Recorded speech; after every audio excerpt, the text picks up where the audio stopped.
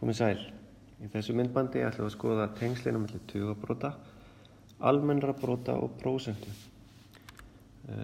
Hér sjáum við þrjár tölur, eða réttara sagt við sjáum sömu töluna táknað á þrjá mismunandi vegu. Talan 1/4, hana er líka hægt að skrá sem 0,25 eða 25%. Allt er þetta þrjár mismunandi leiðir, en við sjáum að þessi atriði, almenn brot og tugabrot og prósentur eru nátengd. Við ætlum að skoða aðeins hvað prósenta þýðir, en prósenta er tekið úr ensku eða kannski upprunalega úr latínu og þýðir sem sagt af hundraði. Og þar sem þetta þýðir af hundraði, cent þýðir sem sagt 100, það er eiginlega útskýring á því af hverju ein öld á ensku er kallað century. Ein öld eru 100 ár. Við sjáum að það er centið hérna sem er í century og það er að gefa til kynna að þetta séu 100 ár.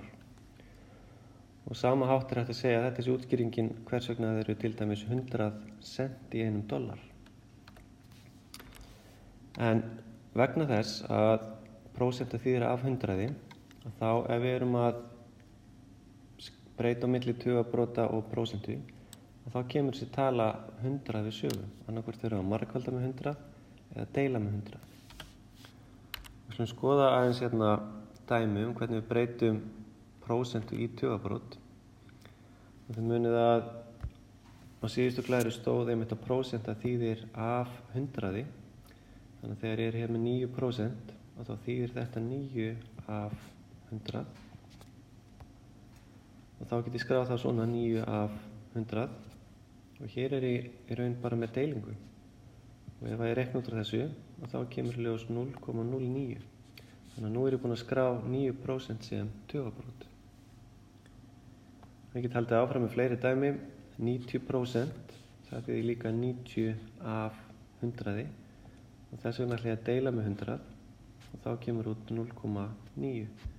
Eða 0,90 ef menn vilja hafa 0 með, þó að sé í raun óþarfi.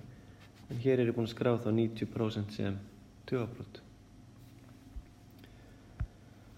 Hér er þá ágætisregla sem er gott að skrifa hjá sér og ég mæli með því að ég setja aðeins á pásu á myndbandinu, skrifi hjá ykkur þessa reglu hér og hafið hann á einhverjum góðum stað í glósubók. Þegar þið eru búin að skrifa hana, þá skulið þið taka pásu og halda áfram með myndbandi. En ég reikna með að þið eru tilbúin að halda áfram núna og þá skulum við kíkja á hvernig við förum að því að breyta úr tugabroti yfir í prósentu.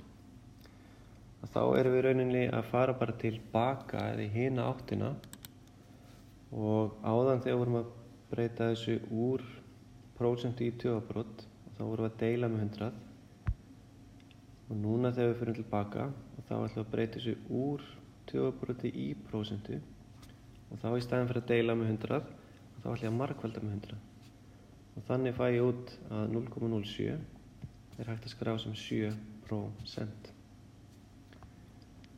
Og sama með aðrar tölur, 0,17 eða 0,3, 0,17 eða 0,3. Það er hægt að margfalda með 100. Það er ágætisleið til þess að breyta þessu eða skrá þetta sem prósentur. Og hér er þá aftur komin tíminn til að setja á pásu og skrá hér sér nýja reglu sem lítur svona út. Þannig að skráið þessa reglu hjá okkur í bókina, hér, það sem er í bleika kassanum, og til að skrá tugabrot sem prósentu, þá er hægt að margfalda með 100. En ég ætla ekki að hafa þetta lengra í bili og nú skulum við reikna nokkur dæmi í bókinni. Takk fyrir mig.